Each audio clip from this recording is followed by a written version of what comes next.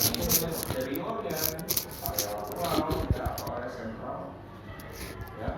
Nah, yang dimana jika dia case-nya harus diangkat, ya, jadi si kankernya ini harus diangkat, otomatis ada bagian hati yang harus disobek, gunting misalnya. Terus ada bagian usus juga yang harus dikorbankan, bagian paru-paru juga, ada lagi empedunya gitu kan. Ya, terus ada lagi bagian-bagian lain, organ-organ sekitar pankreas. Nah, sehingga agak sulit, satu mendiagnosanya agak sulit, kedua menyembuhkannya agak sulit, ya, karena posisinya yang sulit. Ya. Nah, ketika sudah ketemu nih posisinya di mana, oke, dan akan segera dilakukan pengangkatan, itu beresiko lagi. Kenapa? Karena cancer ini, pankreas ini kan kelenjar. Oke, yang dimana dia jaringannya bukan otot, bukan kulit, bukan cartilage, ya, tapi dia jaringan lunak. Yang dimana kalau dia halus sekali untuk kalau kepotong, ya, kalau kena, perdarahannya nggak berhenti. Oke, jadi rata-rata ketika dilakukan operasi, maka dari sini tuh dibikin lubang pakai kateter selang, ya, untuk mengeluarkan darah. Oke, nah, dibikin lubang dulu. Oke, jadi jarang sebetulnya. Presentasinya saya datanya lupa berapa banding berapa di dunia ya. Tapi sekali orang yang kena pankreas ya sulit. Tapi di Indonesia ada, gitu kan, kanker ini ada, dimanapun ada. Dibandingkan dengan kanker lain, ini yang jarang. Tapi ada kasusnya, nggak jarang-jarang banget. Ya, ini adalah salah satu penyebab kanker itu berbahaya banget. Yang lain gimana, sama-sama bahaya. Cuma untuk tingkat keparahannya ya ini lebih parah, gitu kan. Waktu itu sebentar, ya kan. Waktu orangnya ya, usia orangnya. Kalau waktu kankernya nggak seenaknya dia, ya mau sampai kapan pun. Itu yang bikin susah adalah lokasinya sebetulnya, lokasinya. Dan karena dia berada di antara livernya ya, ada hatinya, ada semuanya. Jadi ciri-cirinya tuh mirip-mirip kayak dari lambung ya, berulang. Tapi sebulan nggak sembuh kan aneh. Ya, 1 bulan nggak sembuh. Dia karena dekat hati, alhasil karakternya seperti liver, badannya kuning, matanya kuning gitu. Ya, itu pun hampir sama. Tapi agak sulit dideteknya karena samar-samar mirip-mirip. Ada beberapa bagian kasus yang karakternya sama, pankreatitis ya, terjadi inflamasi pada pankreas ya, sama modelnya. Ternyata ketika dicek, ada benjolan, ada giant granuloma, sel-sel giant granuloma. Oke, paham ya di sini. Oke, lanjut. Tadi cedera perut sudah dibahas, ada infeksi, cedera trauma, pembesaran limpa dan lain-lain sudah dibahas. Selanjutnya ada tuberkulosis, saluran pencernaan. Jadi TB itu tidak hanya pada saluran pencernaan. Ya, ada di mana yang biasa? Paru. Terus mana lagi? Tulang. Ya, terus ada lagi di kulit, pencernaan. Terus ada di selaput otak. Oke. Ya, biasa gitu. Tuberkulosis selaput otak cenderung jadi meningitis ya. Jaringan parut di dalam perut, nah, atau pelekatan organ dalam perut. Nah, tahu jaringan parut apa? Adhesion. Ya, nih contohnya ya.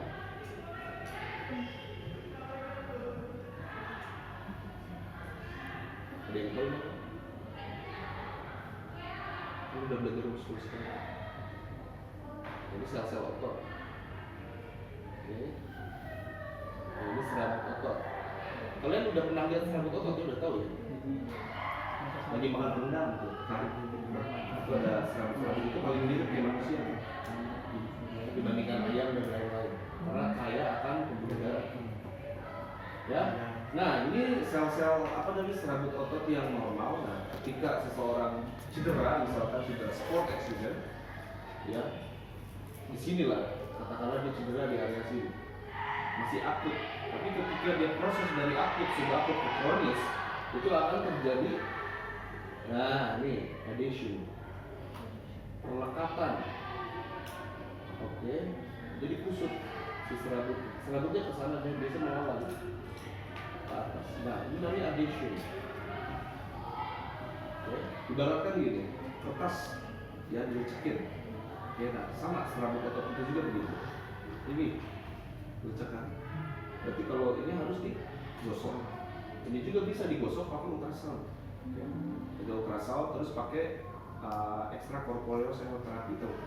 SWT. Itu cukup tidak, tapi harus di stretch. Nah, stretching ya. Itu hanya modalitas saja ya untuk apa namanya di bagian selnya. Tapi bagian mekanismenya itu harus di stretching. Itu contohnya, oke. Jaringan parut atau adhesion ya, atau jaringan apa sih namanya saya lupa. Oke. Terus next adalah kehamilan di luar nikah. Luar nikah.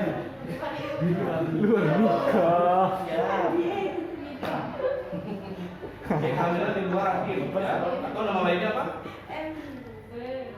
Kehamilan di luar rahim itu nama lainnya apa? Kalau itu kehamilan nikah itu di luar nikah bayi tabung. Bayi tabung. Luar rahim. Maksudnya berkembangnya di luar rahim. Sehat normalnya di rahim. Kalau di luar nikah mah namanya bukan. Zine. Zine. Ayo di luar rahim apa? Nama lainnya apa? Apa? Pernah dengar nggak? Kayaknya enggak. Namanya ekto. Nah, belum pernah dengar ya? Ektopik. Jadi ektopik itu atau orang-orang awam biasanya apa hamil anggur ya? Ada yang bilang gitu. Negara. Ya, ektopik. Nah, itu pun sama. Ketika seseorang mengalami kasus ini itu harus dilakukan segera pembedahan. Karena kalau nggak dilakukan pembedahan dia akan mati jaringannya busuk, akhirnya akan menjadi apa tumor dan sel kanker. Sama kayak gini, kasus-kasus banyak kasus orang di luar nikah. Oke, hamil nih karena di luar nikah masih sebulan 2 bulan, lalu nih gitu kan, akhirnya digugurin.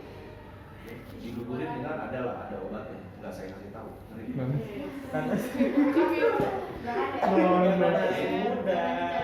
Ada obatnya. Nah, jika dari obat ini belum apa namanya, ya maksudnya belum bisa ya. Jadi obatnya hanya 1 sampai 2 usia 2-3 bulan.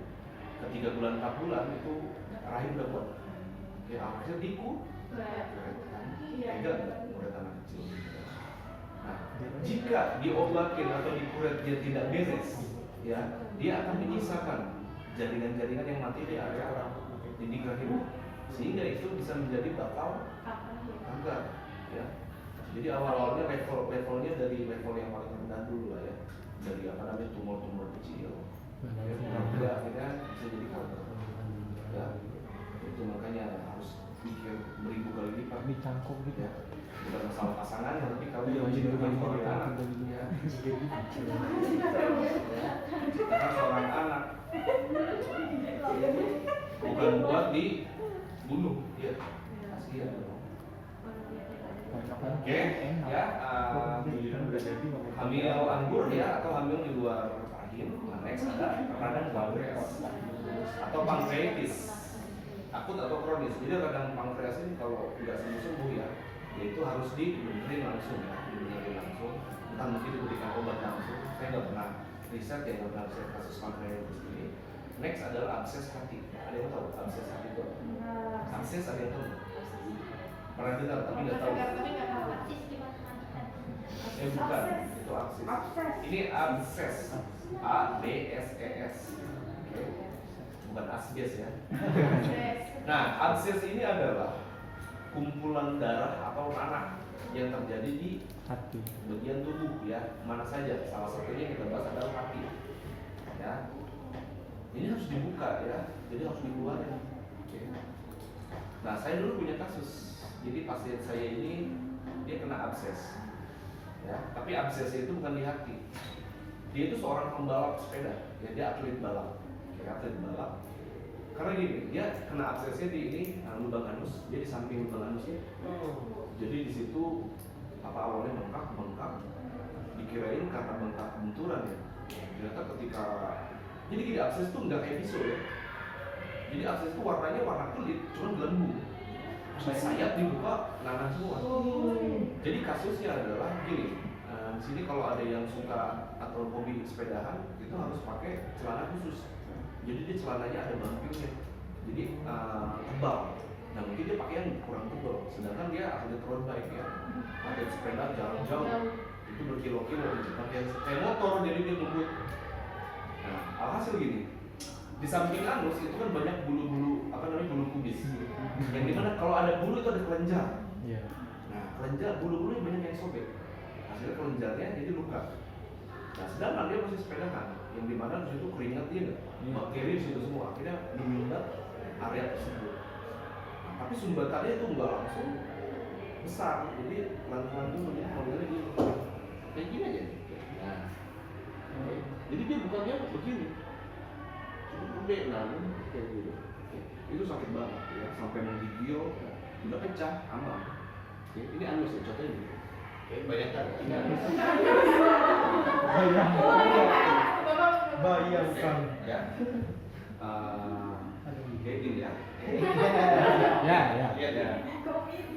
Absesnya dia ada di sini. Oke. Nah. Oke. Lihat. Ini pecah. Bukan, kalau bisul bisa rata-rata ada di glut. Ini bukan di glut, ini di samping anus. Kalau berdiri nggak akan kelihatan, dia harus jongkok. Oke, nah ketika pecah, nah biasanya pecah bisa sendiri atau bisa dengan operasi. Nah kalau di operasi itu semuanya dibuang ke darahnya itu banyak banget. Kalian di YouTube bisa lihat tuh abses banyak banget. Ya.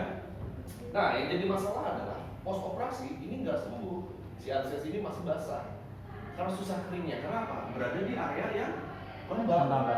Oke. Ya kalian kan BAB sehari sekali 2 kali. Basah lagi ya. Nah bingung kan. Jalan kaki 2 menit keringetan. Jakarta gitu panas ya, Indonesia keringetan basah lagi. Alhasil ya ketika dia post op ya akan terjadi lubang kecil yang dinamakan fistula anifistula. Nah dia kesini. Nah jadi dia bikin lubang tembusannya ke anus. Jadi ketika seorang BAB keluarnya bisa dari anus bisa dari ya, jadi dia ada dua ini, ada 2 jalur. Tapi yang jadi pertanyaan adalah bagaimana cara ngebersihin di sini? Iya nggak? Iya. Nah, situ bakterinya makin banyak. Langsung udah sembuh. Tertakut ada yang kedua, lagi ada ketiga. Nah ini saya ada pasien itu satu. Terus ada juga pasien yang lain. Yang lain itu biasanya gini. Kasus ini erat hubungannya sama diabetes mellitus. Saya punya pasien stroke diabetes gitu kan. Jadi dulu awal-awal megang ini saya bingung, wah anusnya ada 2 gitu kan. Pas saya cari tahu, ternyata ini dari abses awalnya udah kering, udah sembuh, absesnya udah nggak ada, tapi udah ngebentuk jadi jaringan baru, bukan jaringan anatomi yang baru, jadi anus kedua gitu kan. Jadi kalau membersihkan itu perawatnya ya 2 kali gitu. Ya jadi membersihinnya dia dari jalurnya dia udah agak besar. Jadi si kapas dimasukin ke dalam. Dimasukin ada sini. Nah, setelah dibersih ditarik lagi. Ya cara bersihin begitu, sakit banget ya. Nah, ini biasanya terjadi juga pada ibu melahirkan terus ibu menyusui. Nah ya, jadi ibu melahirkan menyusui itu harus diperhatikan. Ada kasus juga ketika seorang ibu proses ingin menyusui ya anak-anak awal itu kan nggak mudah. Ada kasus yang ketika dia ingin menyusui ada benjolan, oke? Jadi sangka benjolan ya takutnya kan ada tumor ya nggak, ada si amamai ternyata itu ada abses. Nah yang di mana diangkat kan absesnya karena besar ya dan lebih dari 1 misalkan atau 1 aja yang besar. Nah jadi itu cara pengobatannya. Abses itu gampang sebetulnya, tinggal dikeluarin aja namanya. Tapi posnya perawatan yang agak sulit. Ya karena ngebersihinnya itu harus dengan itu lansia ya, nggak kasus saya diabetes stroke. Dia beberapa kasus udah tidak merasakan nyeri. Tapi kalau bagi yang di mamai ya itu harus dimasukin kapas terus ditarik lagi. Ya itu sakit. Teman saya yang begitu. Sakit banget itu dia bilang. Ya, jadi itu nggak semua kasus seperti itu ya. Tapi ada contoh kasusnya bagi abses. Oke, paham? Oke, next. Nah, jadi kalian udah paham ya apa itu laparotomi. Oke, nah jadi kan nggak tahu nih. Jadi kita udah jelas, jadi udah ada gambaran ya. Kasusnya seperti apa ya, terus penyebabnya apa, untuk apa sih ya laparotomi itu. Nah, next adalah resiko, oke, yang bisa muncul dari laparotomi. Oke, resiko. Apa yang ada di benak kalian? Resikonya seperti apa resikonya? Apa? Resiko laparotomi itu apa?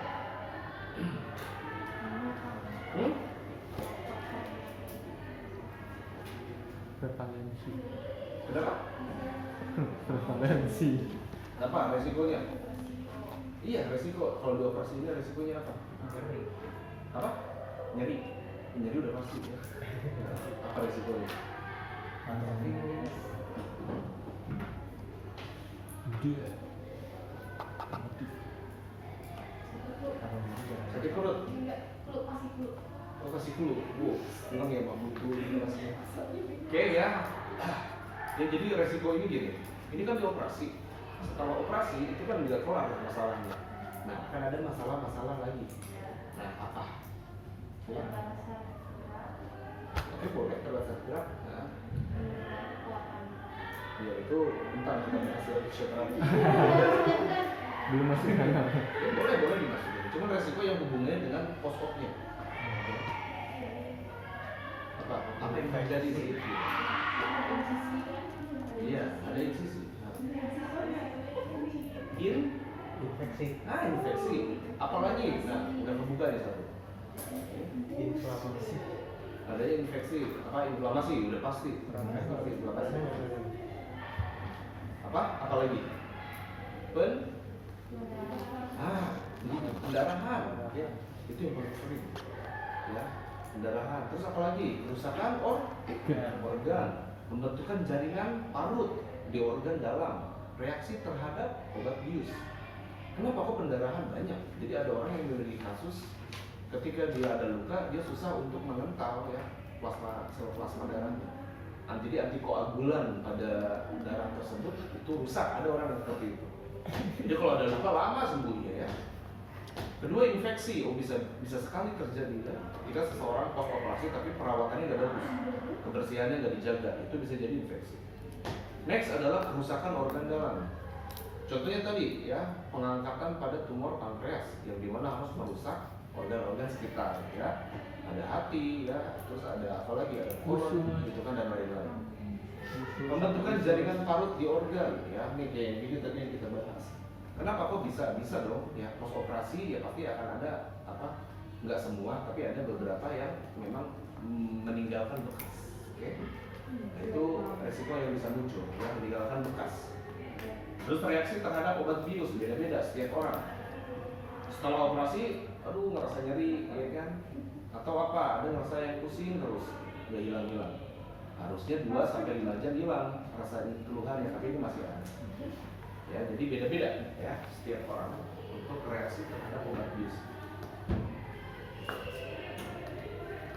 Oke, next adalah masa pemulihan. Nah, ya. Normalnya atau biasanya masa pemulihan pada kasus laparotomi atau pada tindakan laparotomi itu 12 jam. Post operasi itu mereka sudah bisa gerak.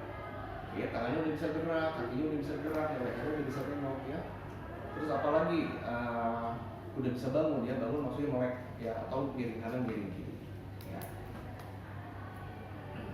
Ya, tapi balik lagi ya, masa pemulihan itu ya, lamanya masa pemulihan itu tergantung beberapa faktor.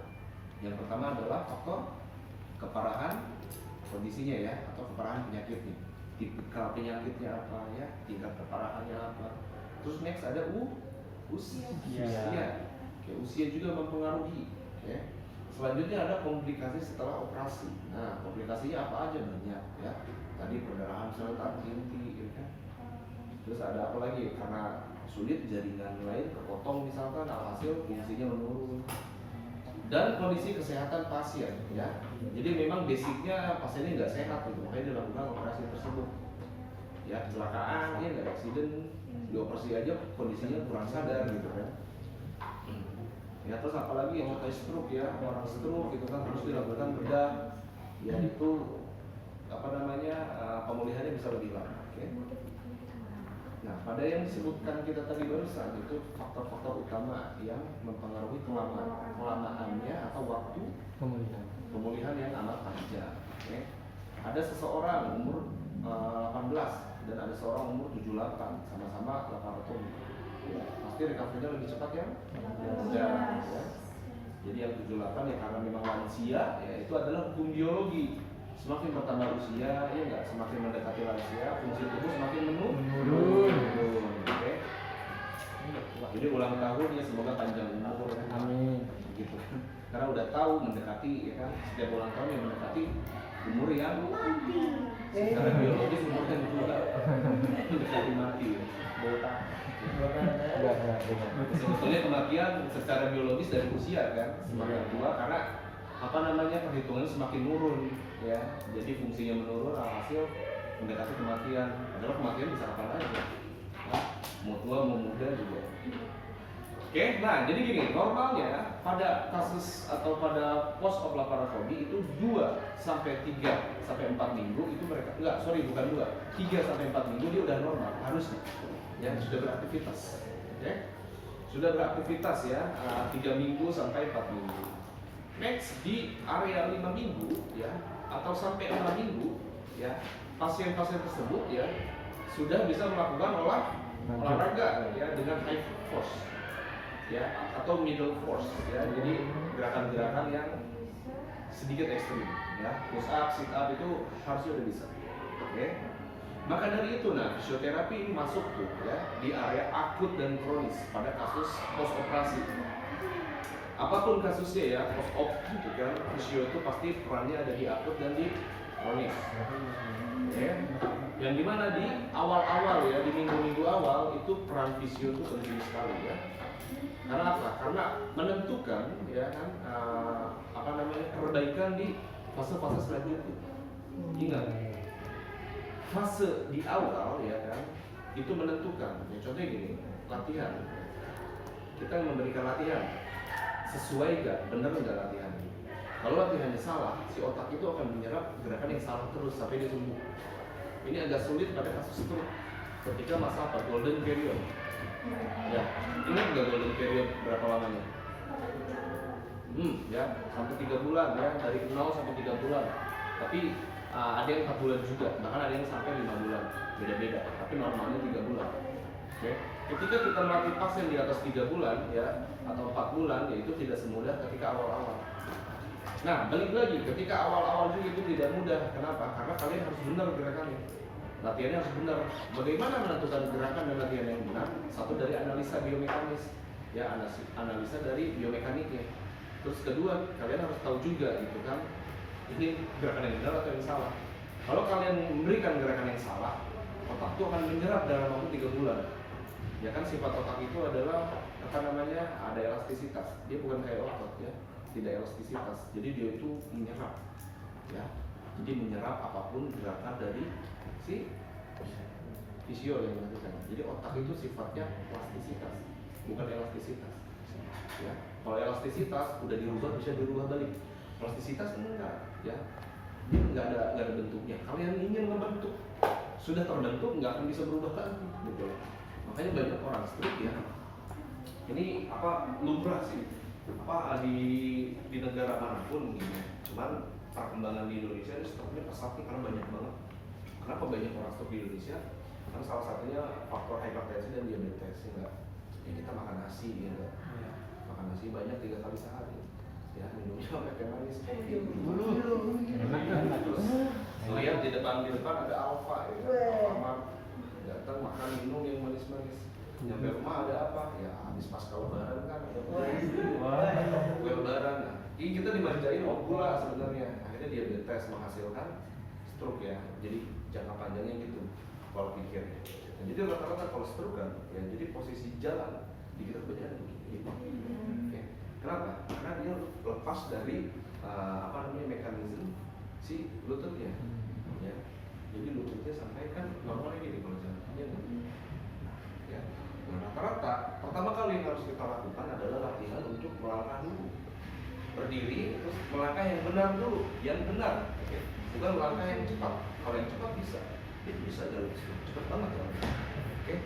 Tapi ya latihan itu adalah yang pertama harus penguatan ototnya, ya, hipnya dikuatin, tapi kuatnya harus ke arah depan, ya.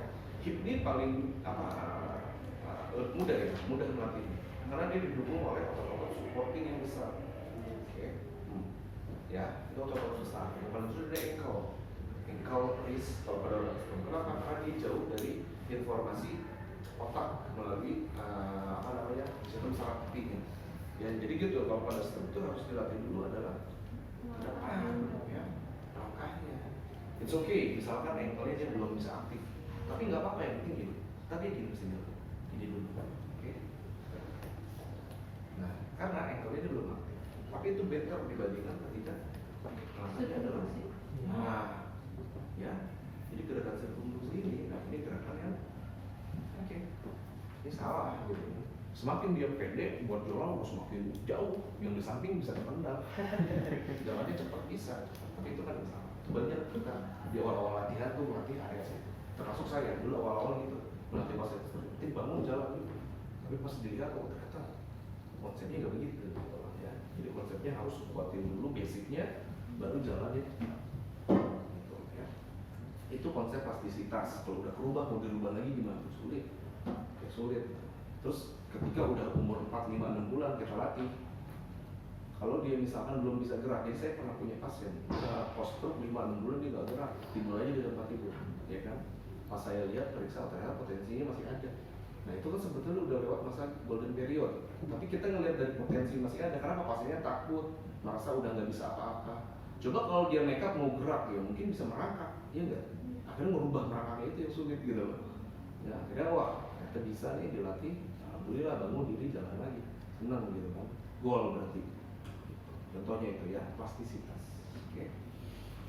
Nah, setelah mengetahui masa cedera, ya nggak, masa recovery, ya masa pemulihan, ya kan, tadi ada di minggu kedua, ketiga, keempat, ya. Terus minggu kelima, keenam, ketujuh sudah bisa high impact ya, atau middle impact sport, kontak sport ya. Maka kita lanjut ke penanganan fisioterapi. Jadi gini, pada kasus ini laparotomi, harusnya penanganannya ini adalah ada yang namanya pre-operatif dan post-operatif, pre-surgery, post-surgery. Oke, yang dimana sebelum dilakukan operasi itu biasanya dokter spesialis akan menginfokan inform concern ke si pasien. Nah, begitupun dari perawat dan dari fisio. Cuma saya nggak tahu di Indo kayaknya belum. Ya kalau di luar tuh ada pasien mau laparotomi atau operasi, itu udah ada dari masing-masing spesialis yang meeting, jadi meeting bareng gitu kan, nanti planningnya apa itu udah dijelaskan. Jadi biasanya gitu ya, pre-surgery adalah advice on what your operation will improve. Jadi apa yang mau kita tingkatin nih, ya nggak post operasi. Jadi planningnya nanti kita jelaskan. Planningnya semuanya kita jelaskan. Oke. Kedua adalah pain control modality. Ya, jadi kita sebelum melakukan tindakan operasi, ya, contohnya seminggu sebelumnya, kita harus tahu dulu ya, dia ada nyerinya di area mana. Jadi itu harus diperiksa dulu ya, harus di pain control modality. Bisa dengan apa? Bisa dengan TENS, ya, bisa dengan compressize dan lain-lain. Okay. Next adalah gentle abdominal strengthening exercise, ya, to keep the abdominal strong of the operation. Nah, jadi ingat konsep lama ya, ini saya jelaskan konsep lama. Zaman dulu kalau mau operasi itu ada namanya masa-masa istirahat, ya enggak? Kamu mau operasi loh, seminggu istirahat dulu. Terus atau pos operasi dia udah jangan gerak dulu, yang penting istirahat. Padahal ya sekarang kan ada istilahnya exercise medicine. Pernah dengar ya? Exercise is medicine, movement is medicine. Jadi ketika pengobatan ya atau ketika sebelum operasi justru kita harus melatih pasti. Ya melatih agar apa? Agar jaringan yang dilatih itu setelah operasi itu udah jaringan yang matang untuk lanjut latihan. Contohnya kasus ACL, ada yang tahu ACL? ACL ya, ada tahu ACL. Kasus ACL itu harus operasi apa enggak? Harus. Abduction, ya. Kalau Ya. Jadi gini, kita harus tahu level ini. Ya, Kalau ACL masalahnya di mana? Lutut. Iya, di lutut. Anterior cruciate ligamen. Ligamen, oke. Ligamen ya. Nah, ketika kita sudah tahu apa namanya anatomical impairment adalah ligamen, maka kita harus tahu ya karakteristiknya gimana. Apakah dia overstretch? Iya kan? Nah, apakah ligamennya apa namanya partial ruptur? Apakah mikro ruptur, mikro tears, mikro ruptur, ya partial tears, partial ruptur atau total ruptur, ya atau total tears. Kita harus tahu nih. Ketika sudah mengetahui itu maka balik lagi, ya penanganannya seperti apa? Kalau yang total ya jelas-jelas harus operasi. Oke. Nah, sekarang konsepnya sebelum operasi itu harus fisio dulu, harus latihan penguatan quadriceps dan hamstring. Nah, oke. Contohnya misal sebulan lagi mau operasi, maka dia latihan dulu, ya penguatan konsep pada apa? Pada quadriceps hamstring. Jadi quadriceps hamstring itu dikuatin dulu. Agar apa? Agar dia ketika dioperasi meminimalisir terjadinya atrofi. Karena 2-3 bulan gak gerak nih pasien post op ACL ya itu atrofi. Jadi apa kontraksi ototnya lembek, pegang juga, waduh lembek banget gitu. Akan cedera lagi. Nah, sama konsepnya di sini, ya konsepnya di sini. Jadi sebelum abdominalnya dibuka gitu kan, dia udah dilatih dulu gitu. Jadi setelah udah dilatih nanti akan dilanjutkan lagi program. Walaupun dari nol programnya, tapi keadaan yang gak dari nol gitu kan. Kondisi selnya, ya kondisi dalamnya itu gak dari nol. Ya terus gitu. Kalau misalkan ligamennya putus nih, ya di apa namanya di lutut ACL itu biasanya diganti gak ligamennya? Kan putus dibimbing aja atau disambung lagi atau gimana? Disambung atau diganti, namanya rekonstruksi kan, rekonstruksi ACL. Nah udah putus kan nih ACL-nya, terus disambung lagi, dijahit atau digunting, dihabisin. Diganti sama ligamen lain. Ya, ligamen itu nggak bisa diganti dengan ligamen lagi. Nah, hasil dia digantinya sama tendon. Tendon di mana? Coba tendon apa? Bayang nggak? Coba. Ya, itu bisa jalan kalau tendon Achilles diambil. Achilles itu gede banget. Jadi tendon besar itu Achilles. Ya, tahu nggak sejarahnya Achilles? Kenapa namanya Achilles? Siapa Achilles itu siapa? Sejarahnya temannya Hercules. Jadi dia tuh temannya Hercules, dia tuh paling kuat. Ya, jadi apa panglima paling kuat? Dia matinya dipanah Achillesnya. Jadi nggak mati-mati dibacok kuat. Akhirnya sama musuh dipanah karena Achillesnya. Akhirnya dia matinya di situ. Makanya sejarahnya Achilles itu adalah tendon paling kuat. Ya. Jadi orang kalau Achillesnya kena, itu nggak bisa. Atlet tadi yang Achillesnya kena ya, atlet bola. Kalau kalian ngikutin sport ya, dulu Kobe Bryant, tau Kobe Bryant apa? Kobe Bryant kan dia tendon Achillesnya. Jadi ketika pivot itu kan, akhirnya ketabrak itu area Achillesnya putus. Soalnya bukan sama Achilles diganti, pincang nanti. Kalau Achilles dia nggak akan bisa berdiri kalau Achillesnya kena. Nah diganti oleh tendon hamstring, karena hamstring ototnya besar, tendonnya dong. Nah, diganti sama tendon hamstring. Jadi mungkin segini ukurannya kali ya. Tendonnya segini atau mungkin lebih besar sedikit ya. Tarik panjang akhirnya diganti ke ligamen. Kayak ligamen fungsinya apa? Jangan penghubung tulang dengan tulang. Penghubungan tulang ke tulang. Oke. Ligamen itu selain itu fungsinya apa lagi? Sebagai Stabilisasi pasif. aktif apa pasif? Aktif apa pasif? Pasif. Pasif. Kalau yang aktif siapa? Oke ya. Nah berhubung dia pasif, nggak ada penggantinya lagi. Ya itu otot tendon ya. Dia apa? Aktif kan. Alhasil apa namanya? Keelastisitasannya, fleksibilitasnya itu udah beda ya. Udah beda ya.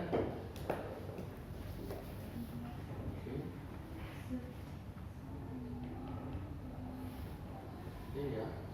Ini apa namanya? Bluetooth oke, ligamen di dalam.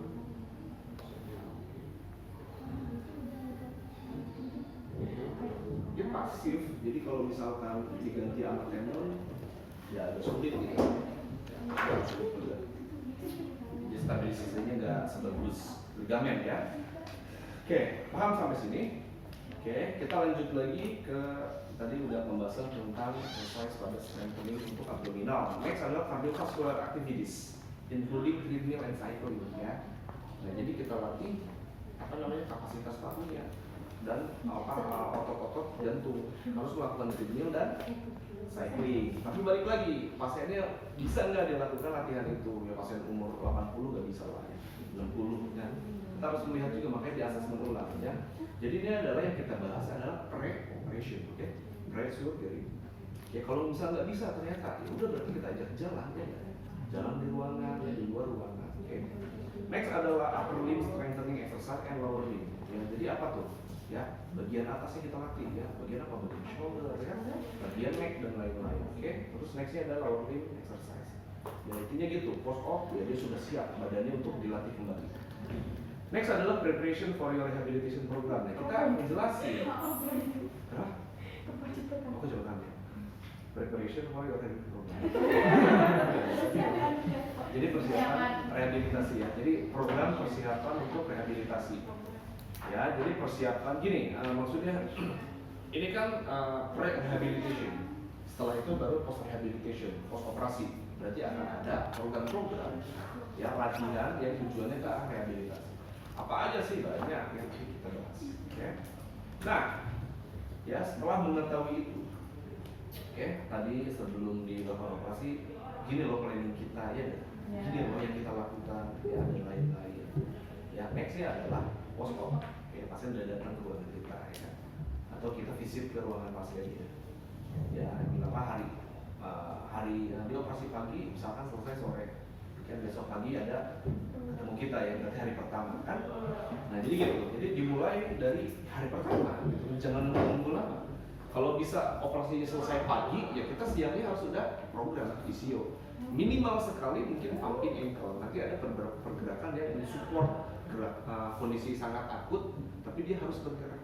Coba bayangkan. Bahkan saya pernah ketemu pasien post op ACL ya, hampir setahun dia nggak pernah dipegang fisio. Alhasil si pasiennya itu nggak bisa duduk, terkenal lagi atletnya.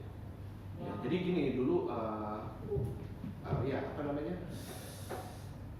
Dulu saya lulus kuliah, kerja di klub bola, atau Persib nggak? Persib Bandung, saya di klub bola. Saya megang U21, atlet U21. Nah kebetulan di Bandung juga saya ada klinik ya, jadi megang klinik juga sekalian di rehabilitation centernya.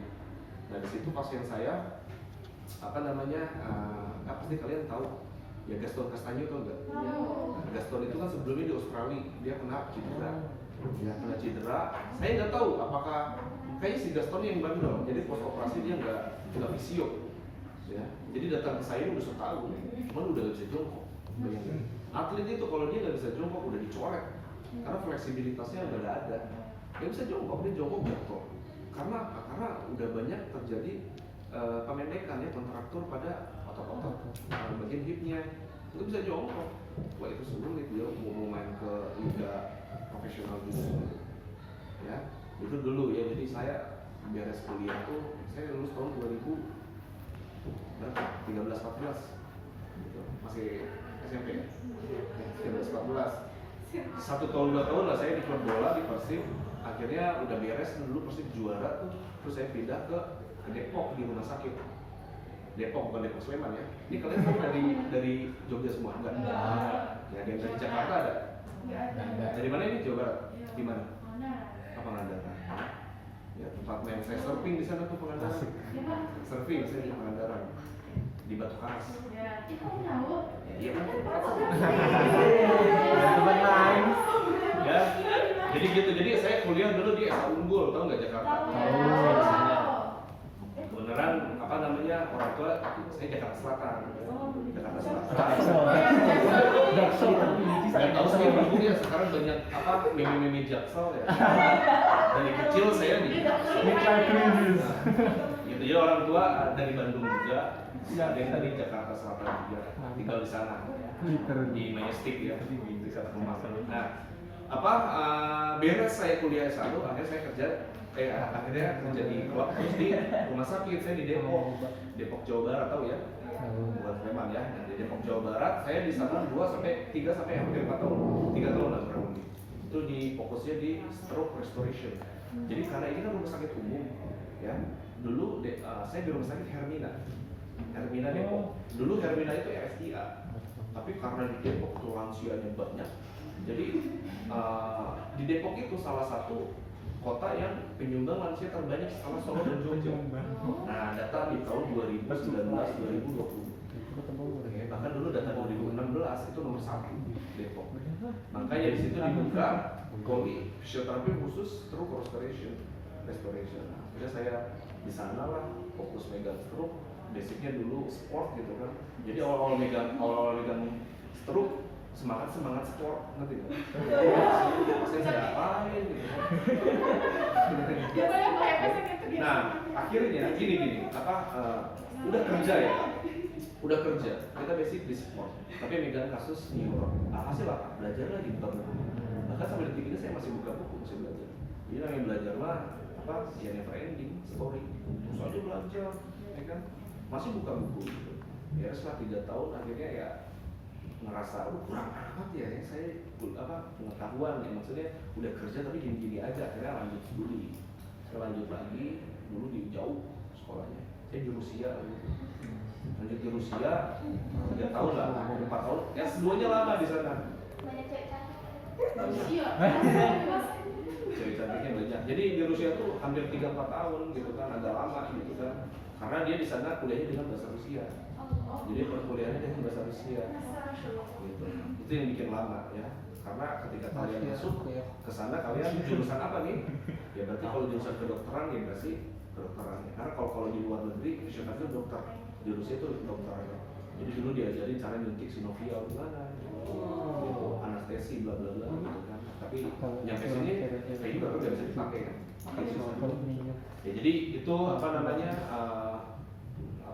sedikit cerita kalau kalian mau lulus mau di sport di rumah sakit atau mau di sekolah gitu kan. Saya dulu ganti cerita dosen tapi jadi dosen juga gitu. Lulus 2013 udah ngomong nggak mau jadi dosen, berapa tahun kemudian nggak mau jadi dosen gitu kan. Jadi dulu siapa yang tahu kalian mau jadi apa kan, tapi harus punya planning ya, harus punya planning gitu kan. Oke, lanjut lagi ke sini ya. Tadi udah kita bahas ketika pasien post-op datang, maka kita harus melakukan pemeriksaan dia kan sebelum kita melakukan tindakan. Yaitu pemeriksaan apa saja sih?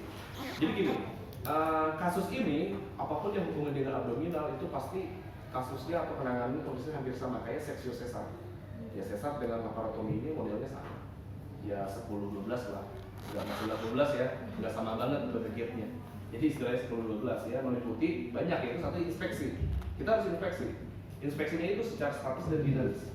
Statis itu apa? Ketika pasien datang kita bisa melihat area wajahnya ya. Wajahnya nih dia nyeri atau enggak, terus kita lihat area post-opnya ya, apakah ada di sampingnya ada bengkak, ya ada kemerahan dan lain-lain.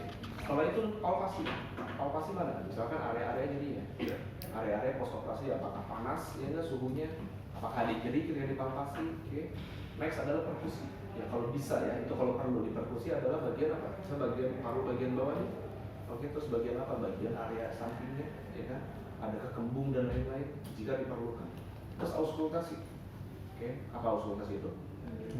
Dengar ya, apa sih yang didengarkan? Suara paru, bukan jantung, paru. Kenapa? Karena gini, sistem pernapasan itu ada 2 tipe. Yang satu napas dengan dan apa? Oke, dan paru-paru dan diafragma. Yang kedua ketika paru bergerak atau paru berkontraksi adalah namanya toraks, ekspansi toraks. Ya, yang bergerak adalah paru. Yang kedua adalah ekspansi bagian abdominal, yang bergerak adalah abdominal atau diafragma. Dioperasi kan diafragmanya off, dia enggak belah kan. Nah, hasil akhirnya seseorang itu napas dengan paru. Dan takut, orang yang post operasi itu mau ketawa takut, mau bersin, mau batuk takut, mau napas takut, akhirnya dia post operasi dia begini, nggak berani, nggak berani, bisa sebetulnya, sakit, iya sakit, tapi nggak lama. Oke. Makanya visio ini di sini ya membuktikan bahwa sakit loh, tapi nggak lama.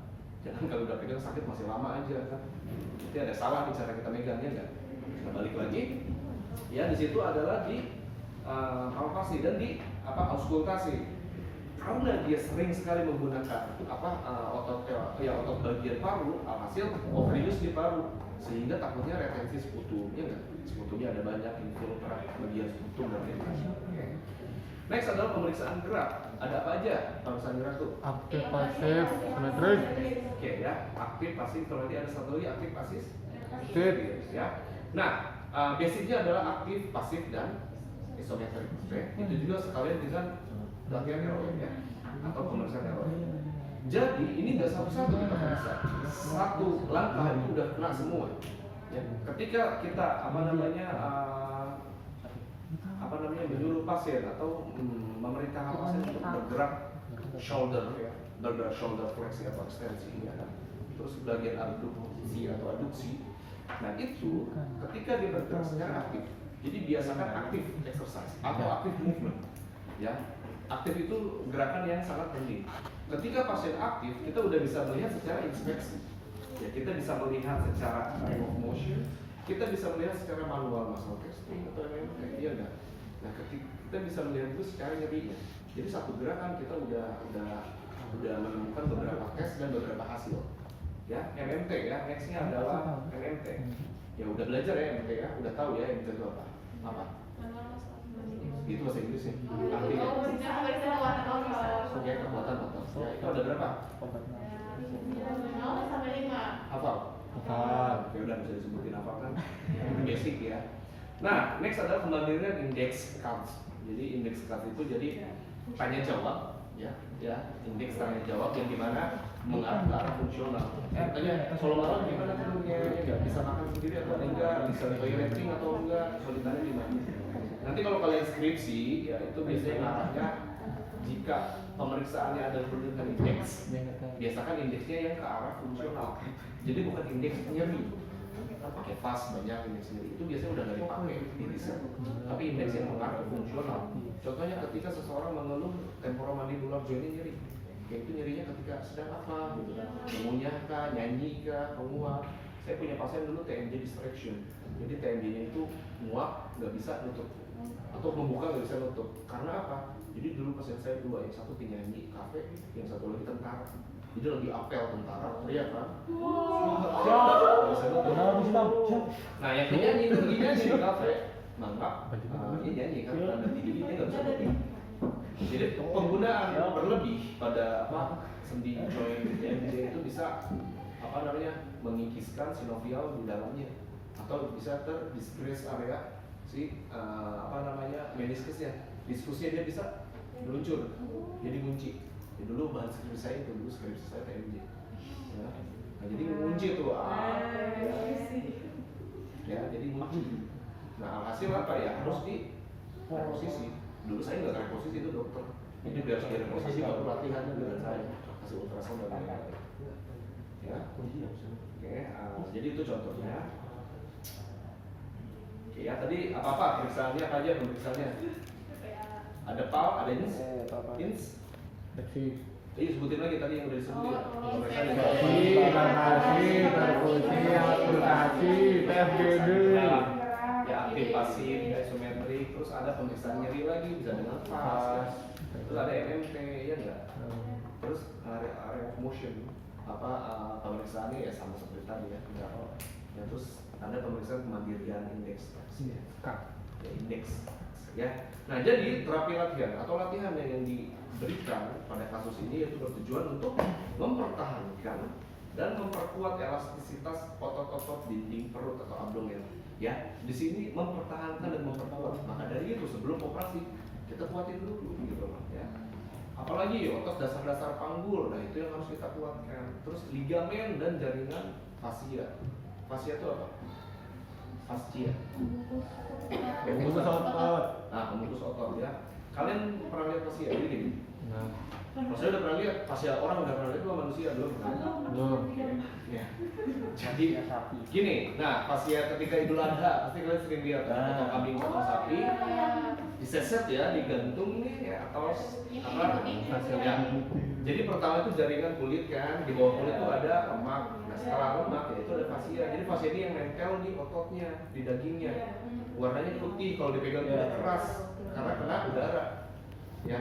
udah keras, nah itu baru dalamnya adalah otot. Nah, fascia itu sifatnya elastis atau punya fleksibilitas.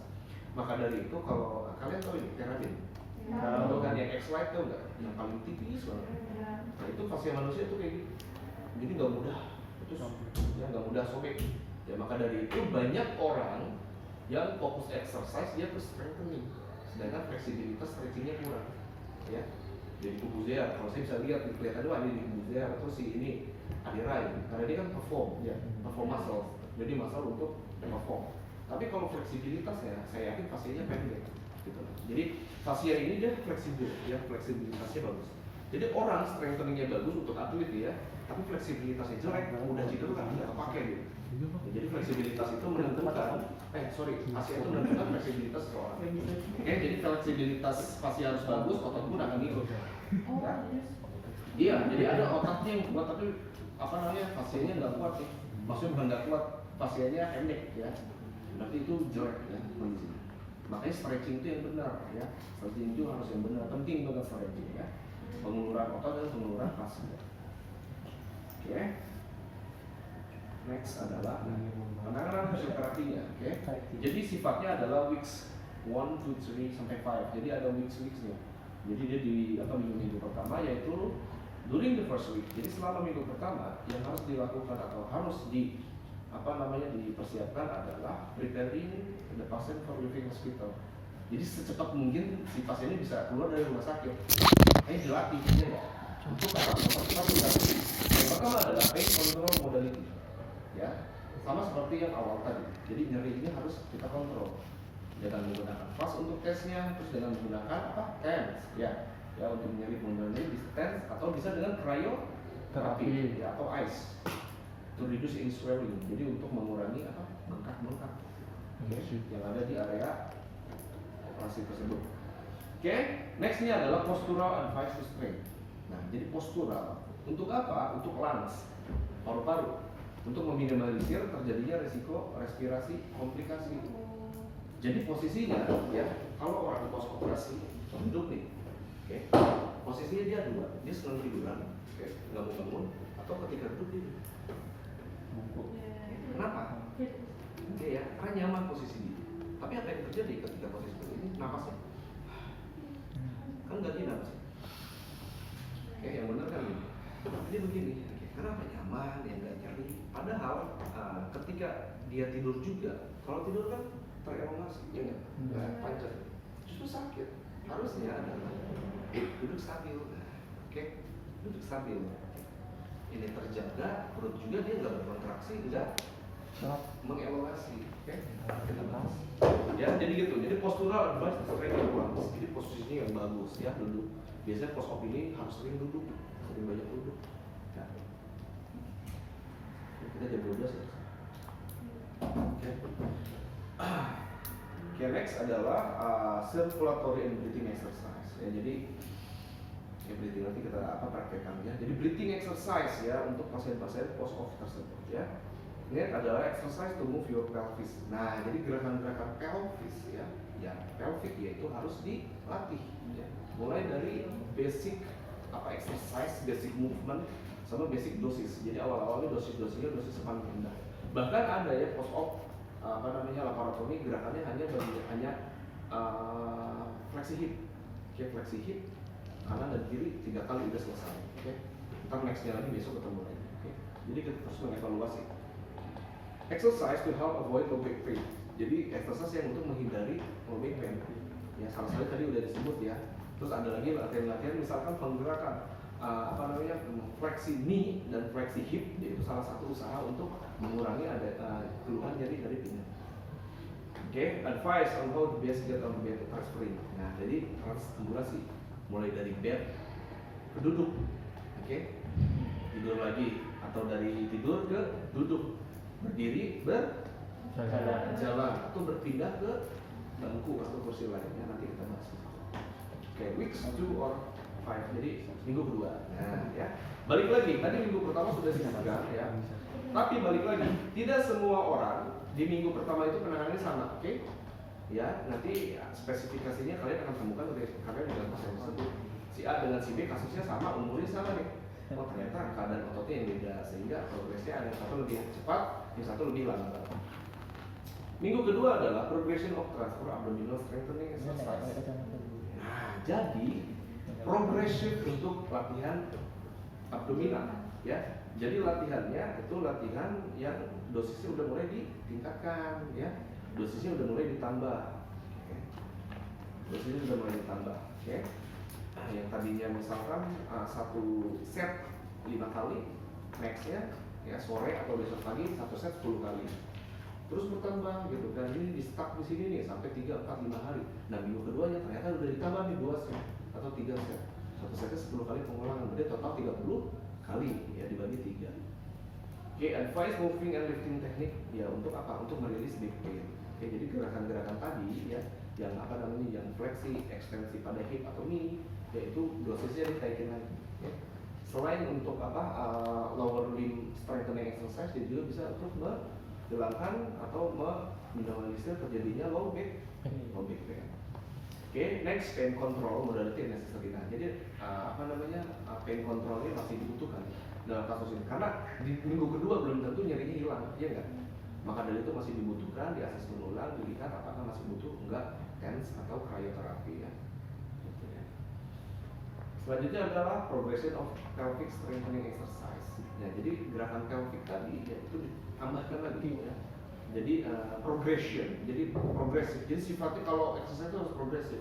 Jadi nggak stuck, ngerti nggak? Jadi bertambah dosis dari paling rendah, menengah, middle sampai moderate, sampai paling yang berat. Return to cardiovascular activity. Nah, ini dia.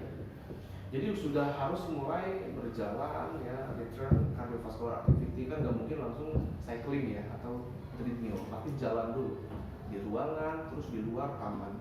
Kalau di Indonesia belum bisa ya. Di Indonesia kalian keluar rumah sakit, trotoar, mobil tabrak ya, atau debu, ya enggak. Di Indonesia karakteristik rumah sakit tadi seperti itu. Ya, ini Muhammadiyah ya, rumah sakit segala macamnya lah. Ya, itu rata-rata di pinggir jalan bapak. Oke. Rumah sakit mana lagi? Harapan kita ada yang tahu Harkit? Harkit di samping jalan dan Selipi tol. Itu Jakarta Barat. Terus ada lagi rumah sakit apa? RSCM, ya nggak? Rumah sakit kanker Dharma ya, saya tahu. Nah, itu dekat Harkit juga tuh.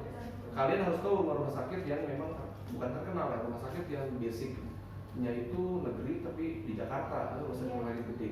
Ya, kalian mungkin ada yang mau di rumah sakit, entah di Harkit, dan kanker Dharma. Kanker Dharma itu rata-rata tua-tua, kakek-kakek, lulusan so, visionya. Tapi dia tekniknya teknik untuk limfa drainase atau MLDV. Ya, jadi untuk apa? Untuk ketika post operasi ada bengkak itu dia yang apa ya, yang situ lah namanya PNS semua yang situ. Oke, nah makanya begitu di Indonesia kalau untuk apa fasilitas rehabilitation facility hospitalnya masih rada kurang ya. Untuk apa? Untuk lebih ke arah fungsional. Ya, kalau di luar negeri rata-rata rumah sakit dia punya apa namanya, punya ruangan sendiri, bukan ruangan, punya apa, land sendiri gitu kan. Jadi di dalam itu di luar pohon ya kan. Rata-rata itu yang harus di rehabilitation adalah ya apa namanya movement body dan psikisnya juga. Ya. Jadi di sana tuh ada apa namanya lift yang maksudnya langsung turunnya ke taman.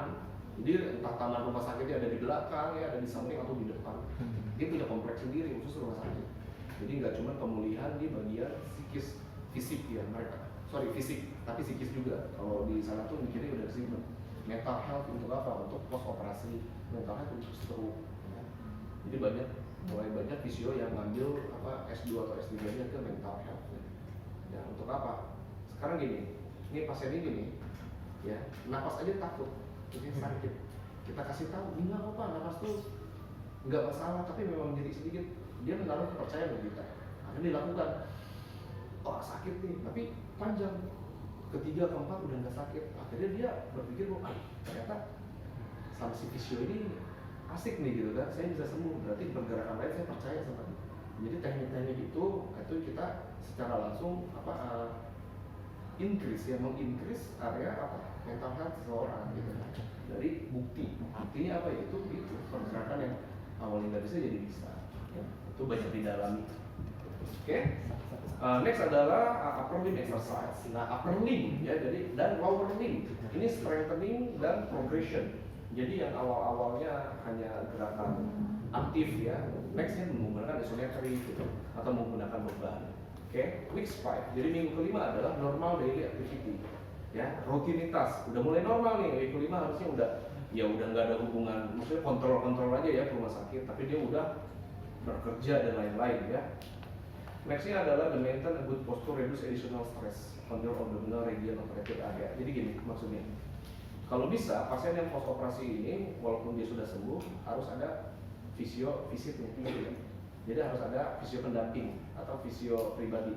Jadi pasiennya harus visit, tidak ada visio yang visit ke rumahnya untuk apa? Untuk mengontrol ketika dia misalkan latihan, ya nggak? Karena di minggu kelima ini kan udah aktivitas, tapi dia harus punya program yang untuk menguatkan abdominal strengtheningnya, ya. Jadi penguatan abdominal. Maka dari itu visio yang bisa melatih pasien tersebut. Oke, ada pertanyaan sampai sini?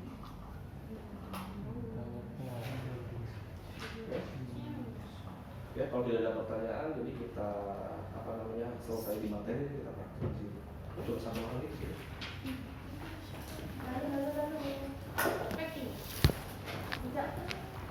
Sorry, kepalanya di sana. Dari video dari tadi tuh video.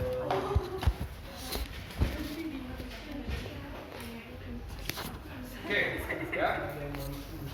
Enggak, aku coba copy padahal video itu kan aku hilang. Oke, jadi gini, the best way for exercise jadi yang bagus itu adalah dia posisinya dulu. Oke. Tapi ini saya tahu ini 50-50. Ini 50-50 jadi kalau dilipat begini kakinya ini pendek gitu kan. Ya, kecuali ininya lipatan di sini. Jadi posisinya bisa bagus. Coba coba Putar. ditaikin dulu ini. Kita lihat ya.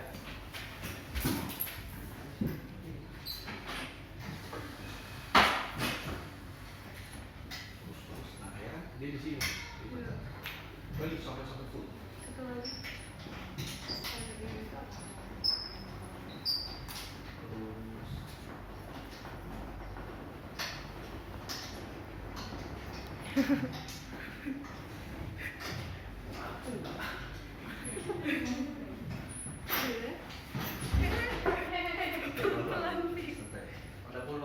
Udah full ya kan? Dia fullnya segini. Ya. Jadi dia fullnya posisinya seperti ini. Saya pengen itu harusnya segini. Kenapa? Masih bisa nggak? Udah full kan? Nah. Ya, kenapa posisinya harus lebih baik duduk gini? Tadi udah dijelasin ya. Ada handuk nggak? Ada handuk. Nggak ada. Tahu jaket atau begitu di pojok posisi. Ya. Nah ini kan kepanjangan kan kakinya. Nah, ya ini siapa yang bikin sih? Harusnya ini segini ya. Jadi kaki dan lain-lain masih aman. Nah jadi gini, pertama kita latih breathing. Kita latih breathing exercise. Nah jadi biasakan misalkan ini bantal ya, atau bantal empuk ya, atau handuk yang soft gitu kan, simpan di bekas operasi. Ini dipegang ya si pasien ya, diarahkan sini aja semua di sini, nggak kelihatan kalau situ sini ya. Sini maju. Ya, jadi diarahkan, untuk apa? Untuk deep breathing. Oke, jadi tarik nafas ya, breathing exercise secara deep. Ya, buka si masker itu. Nah, jadi deep breathing itu adalah ketika dia tarik nafas. Oke, sampai mentok, ditahan 1, 2, 3, buang. Oke, yuk coba lakukan ya, Pak ya. Yuk, 3, 2, 1, tarik nafas. Diinjek. Tahan 3, 2, 1, buang. Nah, buangnya pelan-pelan ya. Jangan begitu. Pelan-pelan. Tahan 3, 2, 1, buang pelan-pelan. Good. Nah, ya. Ya ini dilakukan 3 kali lah ya. Intinya dosis-dosis paling kecil dulu. Karena kita melatih pasien ini, pasien itu kondisinya dia tidak sedang fit, jadi gampang mudah menolak. Ya, jadi kita harus lihat lagi inspeksi wajahnya apakah dia masih masih nyeri, kelihatan nyeri atau tidak. Oke. Ya, itu latihan untuk breathing exercise. Tapi ingat, pertama-tama itu pasien itu harus kita infeksi, harus kita periksa dulu, ya enggak? Ini datang nih pasiennya ya, kita infeksi. Ya, kita lihat di area area perutnya, kita lihat infeksi kan, apakah dia ada bengkak atau ada kemerahan dan lain-lain, ya kan? Kita kita lihat wajahnya juga dia tenang ya, wajah ketakutan, oke, wajah apa, wajah hopeless gitu kan, ada. Hopeless. Aduh, Lebih hopeless. cocok kemana? Hopeless. Nah ya, setelah kita infeksi kita palpasi, oke? Jadi kita palpasi, kita lihat oh ternyata ada bengkak atau tidak, iya nggak? Ada nyeri atau tidak, itu bisa dicek, ya. Nah setelah palpasi adalah apa tadi? Gerak, oke? Pemeriksaan gerak. Gerakan apa? Ya gerakan apa namanya? Bisa gerakan dari aktif, ya ingat. Aktif range of motion itu bisa melihat langsung ke area nyeri, ya. Terus apalagi bisa juga melihat ke keterbatasan geraknya, misalkan range of motion problem, ya kan. Terus bisa juga dilihat dari MMT-nya, ya. Dengan secara langsung udah ada pemeriksaan MMT, pemeriksaan nyeri, ya kan, pemeriksaan range of motion dan active exercise, ternyata dia bisa. Ya coba dia semua. Good. Nah ini kan udah kita lihat, oh ternyata dia nggak ada nyeri, ya. Oh nilai ototnya sekian, ya. Kita bisa lihat, oh ternyata dia ada nyeri ini di derajat sekian. Nah, yuk lagi pak, 2, oke. Bagus dari nyeri ya. Tiba-tiba ada nyeri ini. Wah, oke sekali lagi pak. Kok hilang nyerinya nggak ada. Nah, terus pindah misalnya ke kanan. Akhirnya kita, oh iya berarti harus ditegakkan lagi dia misalnya. Berarti harus diperiksa lagi dengan isometrik. Nah, pas isometrik pasti ketahuan. Oke. Di tes gitu kan. Yuk coba angkat ke atas. Nah, terus buat lagi nggak? Karena ada nyeri ketahuan. Kita tes lagi dari sini ke buka. Yuk tes. Oh ternyata ada nyeri. Ya, kebuknya dengan abdominal apa? Jelas, karena pos operasi biasanya ya banyak tubuh yang tidak bergerak, ya. Maksudnya pos operasi ini kan dia 1 jam datang, ya dia masih lolos dong, dia nggak masih ada efek apa? Efek si anestesinya, masa dia mau dilatih kan? Ya. Nah pos itu ketika dia sudah sadar itu banyak kondisi yang pasti tidak baik-baik saja atau menurun. Oke, nah next ya, kita sudah tadi tes ya. Apa namanya? Isometriknya gitu kan, begitupun di area kakinya ya. Minta tolong, boleh turunin lagi nggak? Ya, ini panjang banget nih, mentok Kasihan. ya, kasihan ya. Cie enak.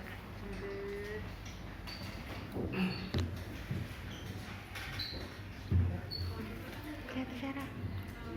Iu. Lagi. Naik dikit lu. Naik dikit. Nah.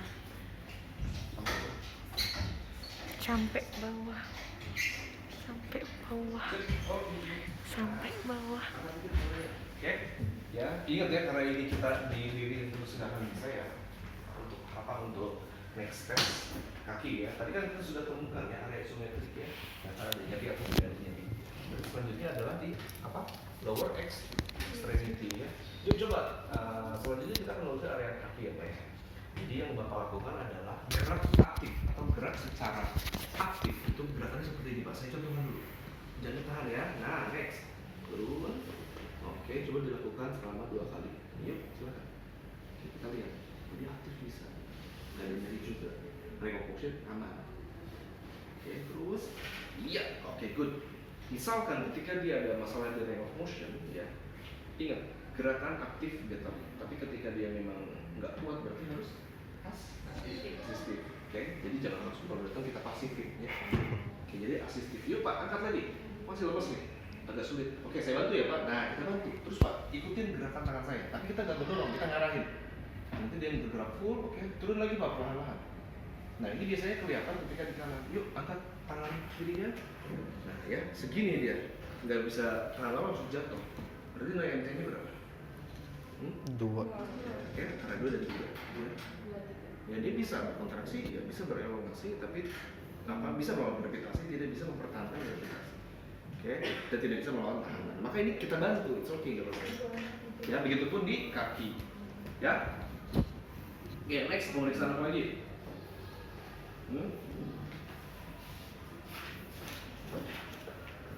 Udah, ya. Udah, semua udah dapat tuh kan, semuanya udah dapat ya. Nah, pemeriksaan kemandirian. Oke, kita tanya nih. Ya gimana tidurnya semalam Pak? Oh iya, saya gini gitu kan. Bisa tidur atau enggak? Bisa, itu kan cuma sejam. Kenapa? Adanya nyeri gini-gini, adanya khawatir. Terus toileting gimana? Ya kencingnya di mana? Ya kencing masih kateter misalkan. Belum bisa bangun, belum bisa diri. Terus apa aja yang makan gimana cara feedingnya gitu kan? Apakah makan sendiri atau disuapin ya? itu arah-arah yang mengarah ke perbaikan fungsional. Oke, nah setelah kita temukan semua, kita tes, baru kita latih ya. Tadi latihannya dimulai dengan breathing exercise, tadi bisa sambil duduk. Oke, nah sebetulnya selain itu pun gini aja deh, kita gambarin ini. Misalkan ini lah ya, ada kesadaran ya, si bantal ya. Jadi latihan breathing tadi sudah dilakukan. Pertama, kedua adalah coughing exercise, latihan batuk ya. Jadi latihan batuk nih, pasti dia deg-degan, aduh saya suruh batuk nih ya, batuk bajinya nih, ketawa juga sakit pasti. Nah hasil ini dia harus dipegang, oke. Areanya dipegang, terus tarik nafas full, terus batuk buang ke bawah. Bukan tarik nafas, batuk buang ke bawah ya. Nah jadi ketika dia tarik nafas maksimum, oke, batuknya buang ke sini. Iya, batuk full, batuknya. Tarik lagi, batuk. Oke, nah ya, jadi ketika dia batuk itu ada kontraksi ototnya di bagian bagian limfa. Ya, jadi setelah operasi itu harus diaktifkan secara perlahan-lahan otot diafragma. Nggak bisa langsung breathing exercise. Oke? Nah, yuk dulu kan, nah, oke. Nah setelah itu ya kita sudah mengetahui ini ya ada beberapa masalah atau beberapa kelemahan di area otot. Ya berarti kita harus meningkatkan area upper extremity-nya dengan cara apa? Pak, next adalah tadi Bapak udah latihan gerakan bernapas batuk. Nah sekarang kita harus lanjut lagi ke area atas ya, atau area anggota gerak atas, itu tengah. Jadi Bapak lakukan gerakan ke atas. Oke, terus dihitung selama 3-5 kali. Oke, selama 5 kali. Ya, itu diulangi ya, sekali aja cukup ulangi atau 2 kali oke, nggak masalah ya. Yang penting gerakannya adalah ke atas ya, turun ke bawah. Yuk, bisa ya, pahami ya, dimulai 3, 2, 1. Oke, aktif, oke, aktif. Turun. 1, ingat ya, ini akut ya, jadi gerakannya general ini. Oke, lagi, terus bagus, nah turun, oke, 3, 4, katakanlah sudah 5, oke, oke, good. Ya ini aktif exercise. Dan bisa juga fase ini dijadikan gerakan pumping exercise, ya finger pumping. Jadi itu apa? Untuk memperlancar sirkulasi area pembuluh darah di atas. Yuk, sekarang yuk, good. Buka 1, terus 2, 3, terus 4, 5, 6 sampai 10 ya, karena gerakannya ringan. Lagi 9, 10, oke, turun dulu ya. Nah setelah apa? Kita pindah ke lower extremity ya. Nah selanjutnya adalah di kaki ya Pak ya. Seperti tes yang pertama, jadi Bapak aktif sendiri gerakan kaki. Nah seperti ini ya, fleksi hip, fleksi knee, turun, oke, good. Yang lagi, oke, yuk dilakukan selama 5 kali ya, ini berat. Terus good, oke, turun, oke, 4 ya, sekali lagi, yuk. Terus 5. Nah, ini 2 bagian, oke, bilateral ya, jadi tahan kiri tapi kanan. Yuk, selanjutnya yang sebelahnya ya Pak ya. Oke, good, terus 1, terus lagi, oke, terus 4, oke, sekali lagi, yuk. Terus 5, oke, relax, ya, atur nafas. Jadi saya gitu, saya biasanya mengcombine ketika exercise terus di nafas ya, di lalu. Oke, good. Nah, biasanya ini kalau ada ada handuk ya yang terbawa, nanti dia latihan. Oke, nah full ekstensi pada fleksi dan oke, ini ntar aja ya. Gampangnya. Sekarang nih, Pumping. oke, pumping pada ankle. Oke, jadi gini lihat. Nah, oke, ini selama 10 kali. Ini untuk sirkulasi ya area. Nah, ya ada ekstremitas bagian bawah. Oke ya, sama 10 kali pengulangan ya. Oke, stop. Oke ya, sampai sini paham ya. Next lanjut di tekuk. Oke, satu-satu ya, gerakan satu-satu. Nah, selanjutnya ada pelvic floor ya, jadi tangan kita ya di oke, di L antara L5 ya dan S1 ya. Jadi dirasakan gerakan si pelvic. Nah, jadi gini Pak, selanjutnya adalah ini untuk kontraksi atau gerakan latihan abdominal juga ya, area perut ya dan area panggul Bapak. Ya, jadi gerakannya ada dua. Yang pertama Bapak menggerakkan panggulnya ke depan terus ke bawah. Nah ketika ke bawah ini Bapak bisa rasakan tangan saya kan. Nah, ini ditekan sekuat tenaga, oke? Nah pertama ke atas dulu, yuk mulai terus turun. Bagus. Ininya dia. Nah, good. Lagi retraksi ke atas. Terus ke atas lagi. Good. Ke bawah. Ya, terus good. Tekan. Tekan ini. Nah. Ya. Relax. Kan kayak Lepas. wut. Kalau dilepas tuh ke depan. Nah, terus tekan lagi. Good. Emang agak sulit ya, jadi harus belajar ini. Ya, harus praktek terus. Nah, terus. Oke, good. Ya, paham ya sampai sini. Kayak konyet. Di gerakan ini. Gerakan panggung turun kakinya. Oke, ya. Jadi itu adalah gerakan abdominal yang pertama ya, maksudnya gerakan yang menekan ya. Nanti untuk nextnya itu bisa dicombine. Kalau dia udah bagus ya abdominalnya bisa ditaikkan. Contohnya gerakan kayak gini tahan samping, tapi diangkat. Oke, paham sampai sini? Ya, nextnya adalah nih gerakan ya. Nah, abduksi, tapi tanpa ada angkat beban ya, tanpa ada melawan gravitasi. Karena melindungi abdomennya terlebih dahulu. Yuk ke samping. Bagus. Terus, oke, 4. Yuk sekali lagi 5. Next. Bagus, jangan diangkat digeser. Nah, diseret. Terus 3. Terus 4. 5. Oke, relax, stop. Ya. Oke, sampai sini kita sudah dapat beberapa gerakan ya. Nextnya adalah ambulasi ya. Perpindahan dari tidur ke duduk.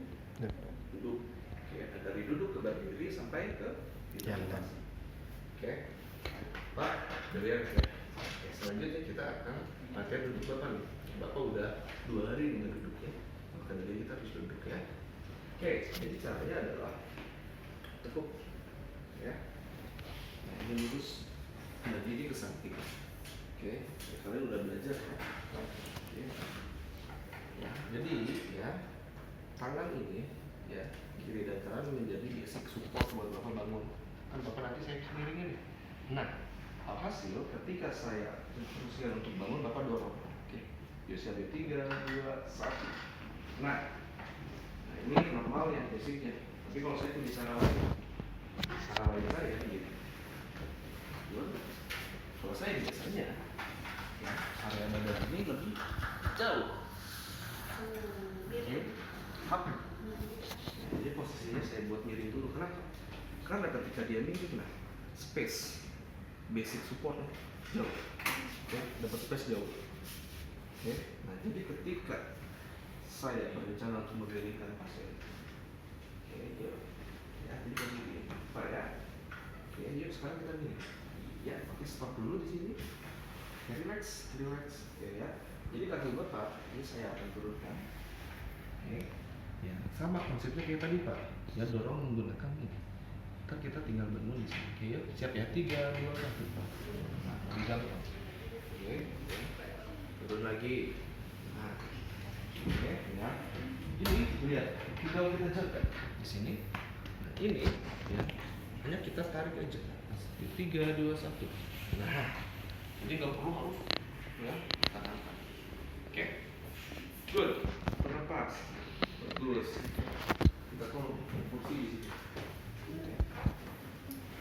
Oke, nah selanjutnya Bapak kita turun. Jangan takut ya, karena ini nggak sendiri. Ya, di sini ada saya. Bisa ada saya. Sini aja. Nah, oke. Terus gitu. Jadi diagonal. Yuk ya, sekarang saatnya kita turun. Oke, ya Bapak bisa pegangan ke saya di sini. Oke, yuk pegang satu lagi. Good. Yuk, siap turun. Bagus. Nah, ya kalau kalian ragu kalian bisa yang mati sama seperti ini. Oke. Ting, triring. Kalau saya biasanya Ting, ting, ting, ting, ting, triring, triring. Yuk, good. Nah, biasa ya Pak. Terus. Oke, pasti begini. Kayak tadi dulu kita harus koreksi.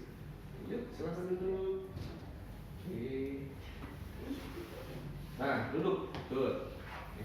Biasakan ketika dia duduk, nih. Belakangnya dikasih. Oke, senyaman. Enak. Oke. Nah, Selanjutnya adalah Pak, kita kan akan punya planning untuk bakal jalan, ya. Nanti akan jalan, ya, keliling sana, keliling sini. Jadi pertama-tama kita harus melatih dari duduk ke berdiri. Kalau di sini kan nggak mungkin terlalu tinggi, makanya di sofa ya, atau di bangku kursi. Caranya adalah yuk pegang dulu. Pertama harus masih di asistif ya. Kita asisten. Pegang saya ke sini. Nah kayak tadi, ya. Nah sekarang adalah hitungan ketiga lalu bangun. Oke, 1, 2, 3 lalu.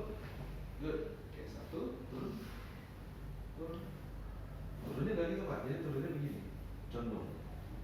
Yuk. 1, turun. Nah, ya. Oke, lagi. Oke, 2. Jadi terus sampai 5. Ya, jadi kebanyakan ya nanti akan ketemu pada pas ketika dia mau duduk, dia itu duduknya begini, bangun duduknya, oke, dijatuhin tanda. Harus ya adalah perpindahan diri ke depan, oke. Jadi badan kita gitu, ini ke depan nih, oke. Terus fase squatnya ada, baru duduk. Pada pas itu terus, baru duduk. Ada pasien stroke ya, atau pasien yang post op dia belum bangun. Oke, kayak gitu jatuhnya tinggi, resiko jatuh begini. Oke, nah jadi base of support itu nggak bagus ya, sama base of gravity-nya tidak tinggi. Nah, itu makanya harus dilatih ya. Jadi dilatih dengan cara gini Pak, kalau mau duduk ya, pantat dulu full ke bawah, terus badan Bapak jauhin ke depan. Tuh. Oke.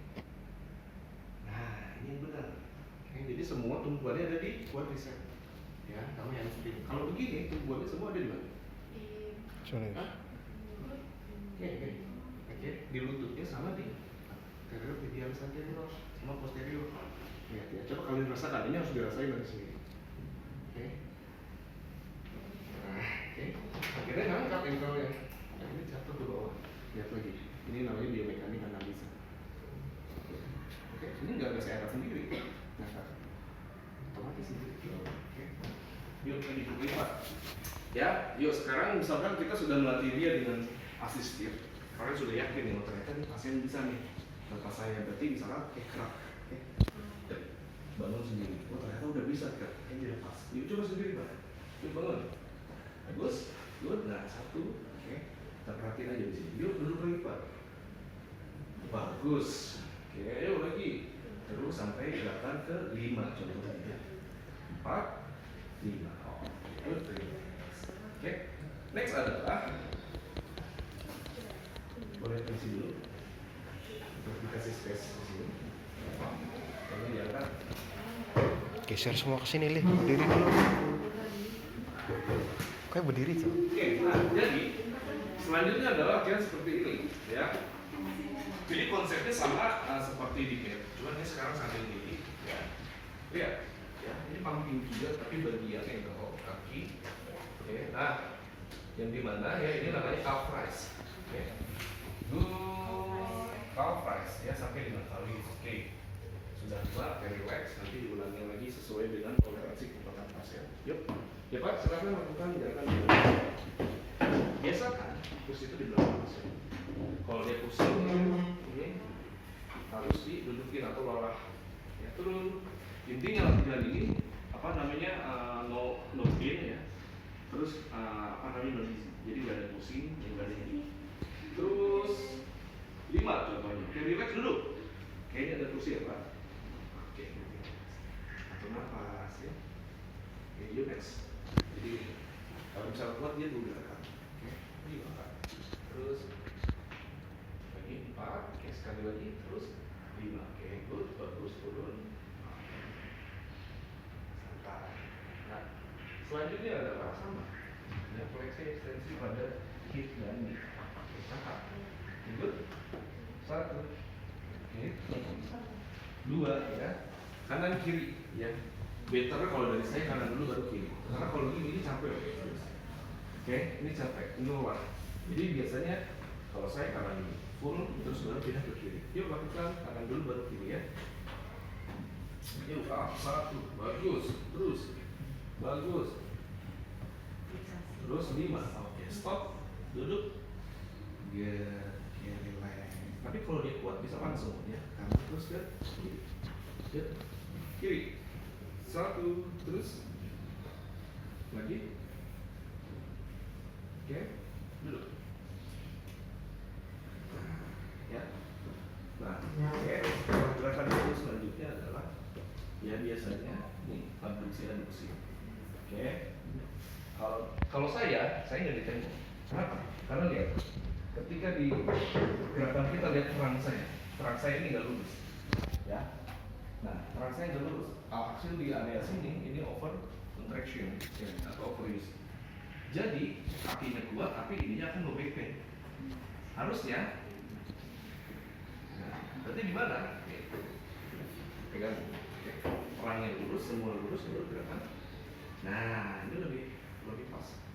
Jadi abduksi, jadi terangnya melindungi intercostal atau intervertebra ya, jadi dia lebih aman. Terus selanjutnya sebelah kanan. Oke, gantian ya. Jadi itu yang benar. Ayo Pak, sini Pak. Yuk. Saya contohkan ya Pak ya. Lurus Pak. Nice. Good. Terus lagi 5 sebelahnya. Oke, 1, terus 2, terus 4, 5. Stop. Oke, relax. Oke. Nah, ini serangkaian latihan mulai dari atas sampai bawah. Dan next adalah ditutup dengan gerakan. Nah, ini kan nggak ada kursi roda. Jadi berjalan. Oke. Ini masih di lingkup kamar. Nah, ini dorong. Oke. Nah, ini silakan. Oke, siap dorong. Dan berisik, tadi saya nggak berisik.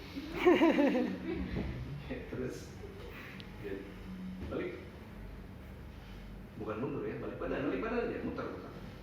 Dan kayak kelas sebelah balik mundur gitu. Ini siapa yang ada latihan mundur saya? Oke, yuk.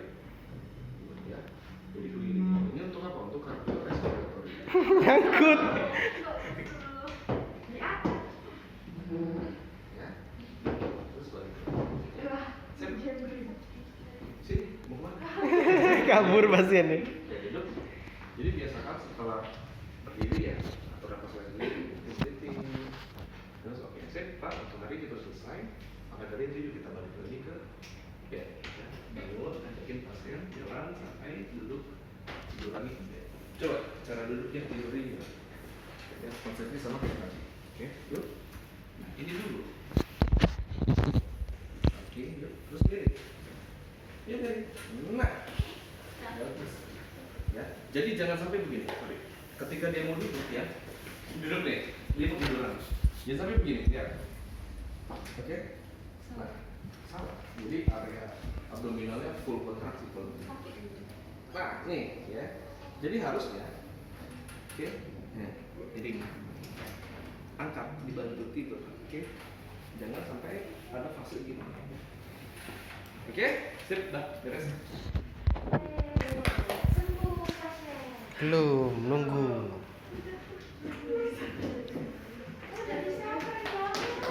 Bisa freestyle. Mana ada Cok?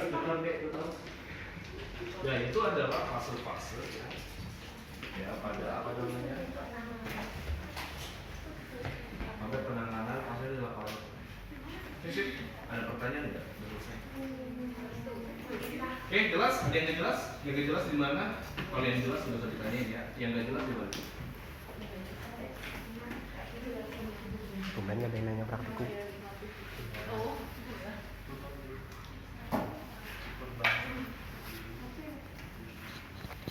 Ya pada nanya praktek gimana? Saya juga masih bingung gimana. Oh, Mungkin gini. besok aja. Nanti ini kan ada slide ya, ada PowerPoint nanti saya kirim ke kalian baca aja. Ya jadi nggak jauh kalau saya bikin soal atau apa namanya praktek nggak jauh dari apa yang udah kita pelajari lah ya. Jadi seputar itu aja. Terus kedua, ya mungkin bisa jadi kita tanya jawab kan. Saya bertanya terus kalian jawab gitu kan. Ya random gitu kan. Ya random ya mungkin saya suruh kalian untuk tes apa namanya pemeriksaan atau tes apa untuk pelatihan ya, atau mungkin teori itu saya nggak tahu ya, jadi gitu. Jadi nanti yang mungkin seperti itu gitu ya. Saya akan bertanya kalian jawab ya, nanya jawab ya, baca aja ya. Nggak susah kok soalnya Tapi jawabannya nggak tahu susah. Nah, soal Susahnya kan. jawabannya. Jawabannya susah. Oke ya, cukup ya untuk hari ini ya. Iya, Pak. Itu kalau nggak ada pertanyaan lagi, udah jam 12.14 ya, saya tutup. Butnya. Kita selalu salam. Wassalamualaikum warahmatullahi wabarakatuh. Terima kasih Pak.